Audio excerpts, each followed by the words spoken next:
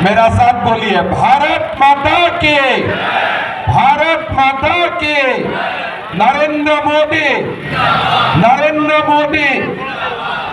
सभा में हमारा बीच उपस्थित दीपक प्रकाश जी, मनीष जायसवाल जी, श्रीमती सुनीता चौधरी जी, सुशील भूषण भगत जी, प्रवीण मेहता जी, दिलीप डांगी जी, हमारे पार्टी और आसू के नेतागण, भाइयों बहनों, पिता और माताओं, मैं असम से आया हूँ। असम में माँ कामाख्या विराजमान होते हैं और रामगढ़ में माँ छिन्नमस्तिका विराजमान होते हैं। तो मैं शक्ति का स्थल रामगढ़ को, झारखंड को प्रणाम करता हूँ। भगवान बिरसा मुंडा को भी मैं नमन और वंदन करता हूँ। भाइयों और बहनों, झारखंड में चुनाव है, भारत में चुनाव है। 4 चरण अभी तक संपूर्ण हो चुका है और मन में अभी किसी का संदेह भी नहीं कि मोदी जी अगली बार 400 पार करके ही सरकार बनाएगा। एक सीट भी कम होने वाला नहीं है, ये पक्का है। और विवाद उधर से ही शुरू होता है। लोग पूछता है मोदी जी को 400 क्यों चाहिए। कांग्रेस का एक ही बात है कि आप क्यों बोलता है 400 पार। मैं बोला ठीक है, 400 पार नहीं बोलूंगा, 399 बोलूंगा, तब हो जाएगा क्या। तो वो कुछ बोलते नहीं है। 400 सबसे उसका क्या है दिमाग में पता नहीं हूँ। जहां भी कांग्रेस को मैं मिलता हूँ, मैं भी पुरानी कांग्रेस में ही था, 22 साल में कांग्रेस में था, थोड़ा दोस्त भी है कांग्रेस में। जहां भी मैं पूछता हूँ उनका 300 से मोदी का सरकार बने कोई आपत्ति नहीं है, 350 से मोदी का सरकार बने उनका कोई आपत्ति नहीं है, 399 से मोदी का सरकार बने उनका कोई आपत्ति नहीं है। खाली 400 पार नहीं होना चाहिए। अभी राहुल बाबा का एक ही सपना है, भाई मोदी 400 पार नहीं होना चाहिए। आप सोचिए कितना बेकार पार्टी होगा। हमारे सरकार बनाने के लिए 272 सीट चाहिए, 300-350 सीट हमारा पहले से भी है। इस बार राम मंदिर बन गया, हिंदू का बीच में अपना प्रबल उत्साह है, भारतीय का बीच में अपना प्रबल उत्साह है। इस बार तो हमें 400 मिलना ही है, इसमें संदेह कहाँ है, इसमें डाउट कहाँ है। लेकिन कांग्रेस लोग पूछते हैं 400 का बाद क्या होगा। मैं बोला असली खेला 400 का बाद से ही शुरू होगा। 300 जब हमने पार किया, 300 पार किया तो हमने 370 हटाया। 300 जब हमने पार किया तो बाबरी मस्जिद का जगह में भव्य राम मंदिर बना। इस बार जब 400 पार हो जाएगा ना, पाक ऑक्युपाइड कश्मीर भी भारत का साथ विलीन हो जाएगा। 300 में कितना काम हुआ आप लोग थोड़ा गिनिए। 300 में कितना काम हुआ। 370 चला गया, राम मंदिर बना, सीए आया। 300 में अपना हो कंप्लीट हो चुका है। जब 400 पार होगा, हमको क्या कृष्ण जन्मभूमि भी बनाना नहीं है क्या? हिंदू क्या राम जन्मभूमि से ही संतोष हो जाएगा? तो हमें हमारा अभी भी संतोष हुआ नहीं है, हमारा आगे और बहुत काम है। कल मैं दिल्ली में बोलकर, शाम में मेरा दिल्ली में मीटिंग था, मैंने दिल्ली वासियों को बोल रहा था, देखिए 7 दिन से पाक ऑक्युपाइड कश्मीर में हर दिन आंदोलन हो रहा है। कोई लोग बोल रहा है कि वहां अभी तिरंगा पताका भी अभी लोगों का हाथ में आ गया है। मैं बोला ये तो शुरुआत है, मोदी जी को 400 पार कर दीजिए, हमारे पाक ऑक्युपाइड कश्मीर भारत में विलीन हो जाएगा, कृष्ण जन्मभूमि भी बनेगा और ज्ञानवापी मस्जिद में भी मंदिर बनेगा। इसीलिए हमें 400 सीट चाहिए। भाई और बहनों, मैं ऐसा स्टेट से आता हूं जो स्टेट में 36% हमारा मुसलमान भाई लोग रहते हैं, तो हम वहां में राजनीति करता हूं तो कभी कभी लोग बोलते हैं कि आप मुसलमान का बीच जाते हो कि नहीं जाते हो। हम बोला हम जरूर जाते हो, हम हमेशा जाता हूं मुसलमान का बीच। वहां जाके आप क्या बोलता हो, हम पहले मुसलमान का बीच जाके बोलता हूं 3 शादियां मत करो यार, इसको बंद करो, ये 3 शादी करने वाला बात मत करो। तब तो क्या लोग मुसलमान लोग बोलते हैं, नहीं माता लोग बहुत खुश हो जाते हैं। वहां से शुरू होता है कि देश का मुसलमान माताओं भी चाहते हैं कि मेरा पति 3 शादी ना करे। मतलब क्या है, हमारा देश में हमें यूनिफॉर्म सिविल कोड चाहिए। हमारा देश में यूनिफॉर्म सिविल कोड 7 साल 50 साल पहले ही हो जाना चाहिए था, लेकिन नरेंद्र मोदी तब नहीं था, इसीलिए यूनिफॉर्म सिविल कोड नहीं बना। अभी हम लोग 400 सीट पार करेगा तो यूनिफॉर्म सिविल कोड भी बना लेगा। बनाना है कि नहीं बनाना है, बनाना है कि नहीं बनाना है। तो इसीलिए मैं कांग्रेस भाई लोगों को बोलना चाहता हूं, 300 सीट में मोदी जी ने पिक्चर शुरू किया है, 400 सीट हो जाएगा ना तो पूरा पिक्चर कंप्लीट हो जाएगा। कश्मीर से लेके कृष्ण जन्मभूमि से लेके ज्ञान वापी में मंदिर बनाने से यूनिफॉर्म सिविल कोड तक अभी भी लंबा रास्ता हम लोगों को जाना है। और इसीलिए हमको इस बार भारत का लोगों से 400 सीट चाहिए। और इसीलिए मैं झारखंड में भी निवेदन करूंगा, मनीष भैया को तो जिताना ही है, पूरा झारखंड में हमें हर सीट में बीजेपी को जिताना है। भाई और बहनों, आज झारखंड में क्या हो रहा है, हमारा असम में 30 साल पहले हुआ, घुसपैठी असम में आया, धीरे धीरे असम का जमीनों को कब्जा किया। आज असम के 12 जिले 12 डिस्ट्रिक्ट घुसपैठियों ने कब्जा करके बैठा हुआ है, जनसंख्या भी बढ़े। आज झारखंड में भी एक घुसपैठी आने का काम शुरू हो चुका है। हमारा यहाँ का जो बेटियां है उनको शादी कर रहा है, घुसपैठिया झारखंड का वो निवासी बनने का कोशिश कर रहा है। और धीरे धीरे हमारे झारखंड का भी वो लोग डेमोग्राफी चेंज कर देगा। इसीलिए हमें ऐसा सरकार झारखंड में बनाना है जो कभी वोट का लालच में घुसपैठियों का साथ कभी भी कॉम्प्रोमाइज नहीं करेगा। लेकिन दुर्भाग्य यही है, आज कांग्रेस हो, जेएमएम हो, घुसपैठिया तुष्टीकरण, यही उनका राजनीति है, बाकी कुछ नहीं है। आज झारखंड जैसा प्रदेश में अगर घुसपैठिया आना शुरू हो जाता है तो धीरे धीरे हमारा पूरा देश को घुसपैठिया खा जाएगा। हमारे जो मोदी जी है, मोदी जी का कारण थोड़ा थोड़ा अभी हम असम को सुरक्षित करने में थोड़ा थोड़ा सफल हुए, लेकिन ये बीमार को शुरू होने हमें नहीं देना है। एक बार अगर घुसपैठियों का बीमार शुरू हो जाता है ना, इसका अंत नहीं होते। भाई और बहनों, हमारे कांग्रेसी लोग बोलते हैं कि हमारे बीजेपी सरकार आने से आरक्षण का नीतियों पर हम परिवर्तन करेगा। क्या मोदी जी पहला बार प्रधानमंत्री बनने वाला है? मोदी जी देश का 10 साल प्रधानमंत्री हो चुका है। उन्होंने क्या एसटी का रिजर्वेशन कम किया? शेड्यूल कास्ट का रिजर्वेशन कम किया? क्या ओबीसी का रिजर्वेशन कम किया? कम करने का तो छोड़ दीजिए, आज मोदी जी का समय में ही हमारा देश का राष्ट्रपति भी आदिवासी महिला बैठने जैसा सौभाग्य हमारा देश को मिला। आज कांग्रेस का इतना साल का शासन रहा, कांग्रेस ने इतना लोगों को, आदिवासी लोगों को मंत्री बनाया था, राष्ट्रपति बनाना तो दूर का बात है, वो लोगों ने ये सब बात को भी सोचा भी नहीं।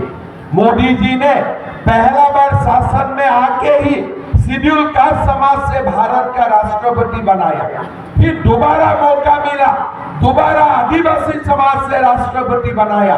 उनका दिल में schedule caste, schedule tribe, OBC के लिए जो सम्मान है, इतना सम्मान कांग्रेस का कोई नेताओं का दिल में नहीं है।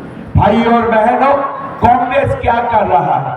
कर्नाटक में आज हमारा झारखंड में बहुत बड़ा ओबीसी का समाज है। आप लोग को जान के दुख होगा कि कर्नाटक में कांग्रेस सरकार ओबीसी का आरक्षण कम करके वो जगह में वही आरक्षण मुसलमान समाज को दे रहा है। आज कर्नाटक में 4% ओबीसी का रिजर्वेशन काट के वो रिजर्वेशन कांग्रेस लोग मुसलमान को दे रहा है। कर्नाटक का बाद ये लोग आंध्र प्रदेश में मुसलमान को रिजर्वेशन दे रहा है। आज ये लोग तेलंगाना में मुसलमान को रिजर्वेशन दे रहा है। लेकिन हमारा भारत में धर्म का आधार में रिजर्वेशन हो ही नहीं सकता है। हमारा भारत में रिजर्वेशन का जो हकदार है वो शेड्यूल कास्ट है, शेड्यूल ट्राइब है और ओबीसी है। भारत में रिजर्वेशन का हक मुसलमान को मिल ही नहीं सकता है। इसीलिए हमें 400 सीट चाहिए। हमें जो देश का स्टेट में मुसलमानों को कांग्रेस रिजर्वेशन दे के रखा है, वो रिजर्वेशन भी हमें बंद करके वो रिजर्वेशन हमें ओबीसी समाज को देना है। इसीलिए हमें 400 सीट चाहिए। भाई और बहनों, झारखंड एक प्रदेश है। अगर मैं हमारे प्रदेश का साथ कंपेयर करता हूँ, तुलनामूलक आप देखें, यहाँ में भी 3 करोड़ प्लस जनता होते हैं और असम में भी 3 करोड़ प्लस जनता होते हैं। आज झारखंड संपत्ति से भरा हुआ है। अगर झारखंड को सुशासन मिले तो झारखंड भारत का 1 नंबर प्रदेश बन सकता है। लेकिन आज झारखंड को क्या मिल रहा है? आज झारखंड में एक ही काम के लिए झारखंड को जेएमएम ने पूरा पॉपुलर कर दिया देश में कि करप्शन का मामले में आज झारखंड देश का नंबर 1 प्रदेश बन चुका है। आप लोगों जाओ, ईडी कोई मंत्री का, कोई असिस्टेंट का घर में जाते हैं, वहां भी 37 करोड़ रुपया बरामद कर लेता है और पूरा कैश बरामद करता है। वो पैसा किसका था? वो पैसा आपका था। आपका ही पैसा आज मंत्रियों का घर में पहुंच गया है। इसीलिए हमारे अपोजिशन लोग बोलते हैं ईडी और सीबीआई क्यों चाहिए? अरे ईडी और सीबीआई नहीं होने से हमारे झारखंड का राज्यसभा सांसद से 350 करोड़ रुपया कौन बरामद करते थे? अगर ईडी सीबीआई नहीं होते थे, आलमगीर आलम का रेसिडेंस से 37 करोड़ रुपया कहां से बरामद होते थे? इसीलिए हमें 400 सीट चाहिए और बाकी जो भी बसा कुसा पैसा कांग्रेस और जेएमएम का नेताओं का घर में अभी भी पड़ा हुआ है ना, उसको भी उठा के ले आने के लिए हमें ईडी और सीबीआई चाहिए कि नहीं चाहिए? हमें ईडी और सीबीआई चाहिए कि नहीं चाहिए? हमारा देश में खास करके झारखंड में जो करप्शन चल रहा है उनको बंद करने के लिए हमें ईडी और सीबीआई चाहिए। भाई और बहनों, मोदी जी का डबल इंजन सरकार, आज जहां जहां बीजेपी का सरकार है, मोदी जी का डबल इंजन सरकार चल रहा है। 2021 में मैं जब असम का मुख्यमंत्री बना तो मोदी जी ने मुझको बोला था कि तुमको 1 लाख नौकरी पहला साल में ही तुमको देना पड़ेगा। थोड़ा मैं घर बना गया था, इसलिए हमारा प्रोजेक्ट छोटे है, इतना संपत्ति नहीं है झारखंड जैसा। मेरा दिमाग में आया कि मैं 1 लाख नौकरी कैसे दूंगा, लेकिन 1 साल हुआ, हम 1 साल के अंदर में ही 1 लाख नौकरी, सरकारी नौकरी हमारा युवाओं को देने का काम किया। ना हाईकोर्ट केस हुआ, ना पेपर लीक हुआ, ना कोई करप्शन हुआ। लेकिन आज झारखंड में क्या हो रहा है? जब हेमंत सोरेन का सरकार आया था, उन्होंने भी वादा किया था कि झारखंड का युवाओं को मैं नौकरी दूंगा। किसी को नौकरी मिला झारखंड में? किसी को नौकरी मिला? आज झारखंड में सबसे बुरा हालत से झारखंड दौड़ रहा है। ना यहाँ में नौकरी है, ना यहाँ में रोजगार है, लेकिन संपत्ति भरा पड़ा है। ये संपत्ति कौन खा रहा है? जेएमएम और कांग्रेस का लीडर लोग ये संपत्ति को हड़प कर रहा है और झारखंड का युवाओं को कुछ भी नहीं मिल रहा है। आज ये झारखंड का हालत है। इसीलिए मैं ये बोलना चाहता हूं कि ये संसद का चुनाव तो शुरुआत है, मनीष भाई का तो जीतना तय है, लेकिन वहां में हमको विश्राम नहीं लेना है। दोबारा 6 महीना का बाद हमारा जब चुनाव होगा, झारखंड में दोबारा हमें बीजेपी का सरकार बनाना है। इसलिए जब मोदी जी का डबल इंजन सरकार बनेगा, तभी देश और झारखंड आगे बढ़ेगा, नहीं तो झारखंड का हालत कभी सुधरेगा नहीं।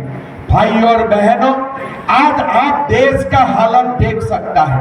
हमारा देश में आज 2 प्रकार का देश हुआ है। अगर बीजेपी शासित प्रदेश में आप जाते हो, हर प्रकार का डेवलपमेंट है। प्रधानमंत्री आवास योजना का काम हो रहा है, आयुष्मान भारत का काम हो रहा है, हॉस्पिटल में अच्छा मेडिसिन मिल रहा है, हर जिले में मेडिकल कॉलेज बन रहा है और हर सड़क और हर स्कूल कॉलेज का डेवलपमेंट हो रहा है। लेकिन आप जब बीजेपी शासित प्रदेश नहीं है, वो प्रदेश में आप जब जाते हो, तब आपको देखने मिलता है कि वो प्रदेश में खाली करप्शन है, आवास योजना का काम नहीं होता है, आयुष्मान भारत का काम नहीं होते हैं, कोई भी काम नहीं होते हैं और वो सारे प्रदेश पीछे जा रहा है। इसीलिए हमारे मोदी जी का नेतृत्व में हमें देश में डबल इंजन सरकार बनाना है और झारखंड में भी हमें बीजेपी एनडीए का सरकार हमें बनाना है और वही संकल्प का साथ हमें आगे बढ़ना है। भाई और बहनों, मैं आपको इतना ही बोलूंगा कि कांग्रेस और ये जेएमएम कुछ भी मिलने वाला नहीं है। भारत में और भारत का जनता ने ये निश्चित कर दिया है कि प्रधानमंत्री मोदी को ही बनना है और 400 सीट लेके ही प्रधानमंत्री बनना है नरेंद्र मोदी जी को। वो तो पक्का हो चुका है, लेकिन हमें झारखंड में बीजेपी को इसलिए वोट देना है, हमें विधानसभा चुनाव का भी तैयारी अभी से ही शुरू कर देना चाहिए। हमारा झारखंड में अगर युवाओं को रोजगार चाहिए, गरीबी का अगर उत्थान होना चाहिए, तो हमारे लिए डबल इंजन सरकार बहुत जरूरी है। हमारा ऐसा प्रदेश हमको नहीं चाहिए जो प्रदेश का मुख्यमंत्री भी जेल के अंदर चला जाते हैं। हमको ऐसा मुख्यमंत्री चाहिए जो जनता का आवाज बन के रहता है, ऐसा हमें मुख्यमंत्री चाहिए। जो करप्ट लोगों का आवाज है, ऐसा सीएम हमको नहीं चाहिए। हमें तो ऐसा सीएम चाहिए जो जनता का आवाज बन सकता है। इसीलिए भाई और बहनों, हम लोग सब लोग मिलके अभी से ही काम करना है, अभी से ही हमारा तैयारी शुरू करना है और विधानसभा भी हमें जीतना है। मैं तो मान के सलाह हूं, लोकसभा चुनाव में कोई समस्या भी नहीं, सब लोग जीतने वाला है। जीतने वाला है कि नहीं? मनीष जी जीतने वाला है कि नहीं? 100% जीतने वाला है ना? तो इसीलिए ये मैं मान के सलाह हूं कि मनीष जी जीतेगा ही, लेकिन हमारा काम उधर खत्म नहीं होगा, हमें आगे भी करना है और नवंबर में झारखंड में दोबारा बीजेपी एनडीए का सरकार हमें बनाना है और वही संकल्प का साथ हमें काम करना है। भाई और बहनों, देश का बहुत काम है, देश को बहुत आगे ले जाना है, देश को विश्व गुरु बनाना है और इसलिए मोदी जी को जिताना तो है ही। मोदी जी को जिताना का साथ साथ एक नया, एक भव्य, एक विकसित झारखंड का भी काम हमें शुरू करना है। भाइयों और बहनों, 20 तारीख चुनाव है। हमारे ये हजारीबाग सीट पहले से ही बीजेपी का साथ थे। आप लोग का आशीर्वाद हमें हमेशा मिलता है। इस बार भी आपका आशीर्वाद मनीष भैया को दीजिए। कमल सिंह में साथ मार के झारखंड का अंदर में सबसे ज्यादा वोट से हजारीबाग से आप लोग मनीष जायसवाल को जिताइए।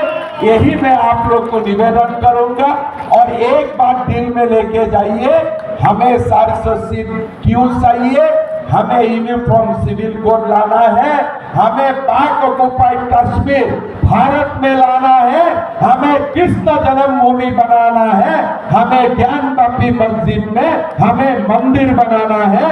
यही संकल्प का साथ हमें 20 तारीख को मोदी जी को वोट देना है, मनीष जायसवाल को वोट देना है और नंबर 2 में विक्ट्री साइन बनाना है। बहुत बहुत धन्यवाद। जय हिंद, वंदे मातरम, जय झारखंड। हेमंत बिश्व शर्मा जिंदाबाद, हेमंत बिश्व शर्मा जिंदाबाद। विजय जायसवाल जी से आग्रह है कि धन्यवाद ज्ञापन करें। विजय जायसवाल जी। आज के इस सभा में हजारीबाग लोकसभा चुनाव के एनडीए प्रत्याशी सदर विधायक श्री मनीष जायसवाल जी को भारी मतों से जीत दिलाने के लिए और फिर एक बार मोदी सरकार बनाने के लिए असम से चलकर आए माननीय मुख्यमंत्री